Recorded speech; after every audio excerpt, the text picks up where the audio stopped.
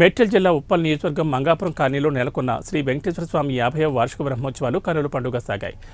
అరుణ హావనం పూజ అనంతరం సూర్యప్రభ వాహన సేవ వందలాది మంది భక్తుల మధ్య సాగింది. శ్రీ వెంకటేశ్వర స్వామి 50వ వార్షిక బ్రహ్మోత్సవాలు విజయవంతం చేయడానికి హెచ్బీ కాలనీ, పలు కాలనీల నుంచి భక్తులు పెద్ద సంఖ్యలో పాల్గొన్నారు.